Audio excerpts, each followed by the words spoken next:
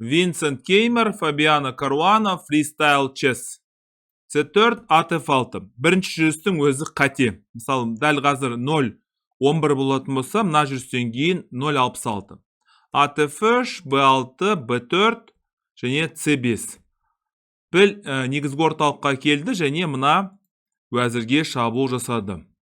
D6 алдық. Енді мынау қосарланған сарбаздар екен білесіздер. Мына ат деген жетісіп тұрған жоқ және уәзір H7 бірден мына атқа шабуыл жасау. Ат G6, E3, CB және піл E2. Тура C5 және ат G3. Сонымен ақтар бүкіл ойыншылардың іске қосты. Уәзір уақытша жұмыс істемейді, бірақ сонда да мыналар деген керемет деп айта алмаймын. Қаралар деген рокировка жасай алмайтын сияқты. Уәзір C7, D4 орталықты басып аламыз. Орталық және тағы бір орталық. Бұлай және тура C2 мына A2-дегі сарбазды қорғау. Піл C6 және рокировка. Мен осылай тамаша. Осы рокировканы мен толық өзім түсінген жоқпын, жөнді. Қалай істейді осы Фишер шахматында бірден ескертіп қоямын дедім ғой. Тура A3. Дәл қазір 0.95 болатын болса, тура A3. Ең дұрысы бұл жерде сарбазды F5-ке қою, мүмкін негізгі орталықтағы торларды бақылауға алу. A3 және H4. Орталық тұрақты, сол себепті оң қанатта немесе сол қанатта емін-еркін шабуыл жасауға болады. Піл A4, тура C1, A5 және H5 мына аттың жетісіп тұрған жағдайы жоқ, сонда да қуып жатыр.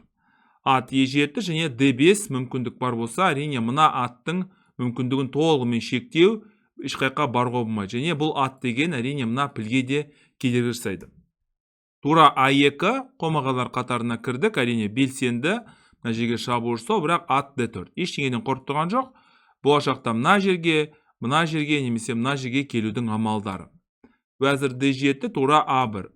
Тура D2, H6 мына сарбаздардың қатарын бұзу, мына үш бұрыштың алдық және піл H5 мына қомағалар қатарына кірудің амалы. Алдық, енді амалсыз.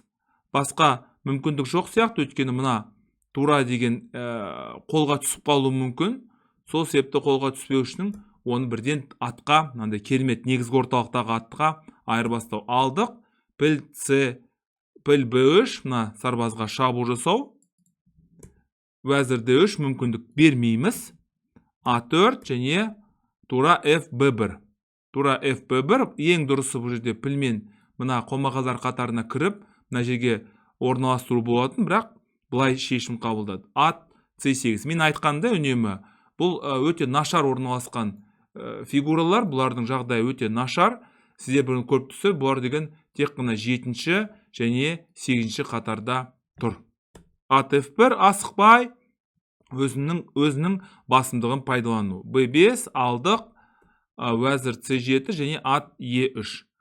Ақтар деген ешқай жаққа асығып тұрған жоқ, өйткені үлкен басымдық бар, мыналардың барлығы байқұс екені түсінікті. Ат B6, тура C1, енді ашық жол үшін міндетті түрде күресу керек. Бұлай және піл F3 мына негізгі орталықтағы сарбазды беруге болмайды. Мына аттың да бір баратын жері, басатын тауы жоқ. Мен үнемі айтатын нәрсе, егерде сіздің атыңыздың бір тұрақты негізгі орталықта немесе кеңейтілген орталықта бір жақсы орны жоқ болатын болса, онда ол сарбаздан да осал болады. F5 алдық, піл G7, енді мына пілді шығарудың амалы. Уәзір F4, мына жерге шабуыл жасау. Піл F8 қайтып келді және тура C6. Бұл енді 3-ші және 6-ші қатар туралы мен сіздерге үнемі айтамын. Ат A3, бұлай қарасаңыздар, қатарласқан, осындай өтетін сарбаздар өте қауіпті болып көрінеді. Шын мәнінде тура D6 жағдайлары қиын. Ат D7 және тура A6 осымен ойын аяқталды. Арғырай не болуы мүмкін деген сұрақ туындайды. Мына жерде бірінші жазылған ба? Жоқ, ішіне жазылмаған 5-51 дегенді білдіреді.